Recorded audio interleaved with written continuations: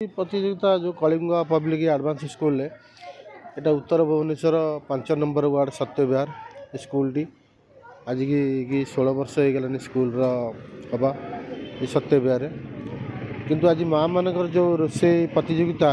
ये गोटे निरा ढंगरे यहाँ ये तारिका ये ढंग उड़ीसा सरकार पूर्वतन मुख्यमंत्री नवीन बाबू ये योजना करथिले घरे घरे माँ माने से जो ग्रुप माने आउ घरे घरे गाँ गहली माने समस्त टाउन ये पिठा योजना अन्य योजना सब कर जहाँ ये स्कूल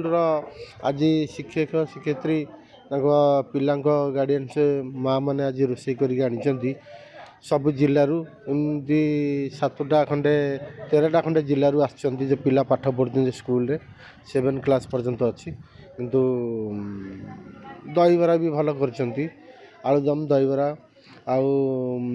गईठा पिठा जोटा हुए सेटा भी करा जायछि कोथरे ना क्षीर रे आउ हलुआ भी करा जायछि भल अन्य सब पिठा अन्य विभिन्न प्रकार जिनस सब तैयारी करी माँ मैंने आनी भल स्कूल अभिभावकों को सुजोग दिया माँ मान को सुजोग दिया ये स्कूल गोटे निरा माने तांकर तारिका कौन तारिका ना पिला शिक्षित हवा पर्यंत होगा किंतु माँ माने आंकर बापा माने भी शिक्षित समस्ते खाली पाठ पढ़ी पिला पाठ पढ़ुन ता ना किए जो कौन हो अल्प बहुत माँ मैंने भी बापा मैंने गार्डियंस मैंने पाठ पढ़ुन कि स्कूल ज्ञान भंडार ये मनीष तैयारी करा जाए जमी गोटे कारखाना हो गाड़ी मोटरसाइकेल अन्य सब जंत्रपाति काम कराई सेमती जो टेक्नोलोजीटा कलिंग पब्लिक स्कूल ये पिला तैयारी करा जाउची पिलार शिक्षार भंडार तैयारी करे से कि पेरेंट्स मान जो माने गार्डियन माने अच्छी माँ मानकर आज रोषे प्रतियोगिता से रोषे प्रतियोगिता हूँ अलग निरा ढंगर भल समस्ते कर शिखी से निजे भी मुझे पचारूली गोटे गोटे कौन कौन कौ आइटम रे कौन कौन पकई से सब कहले बोलना यहाँ दुकान किणी ना दुकान किणी आम निजे हाथ में रोषे कर नहीं आसु भल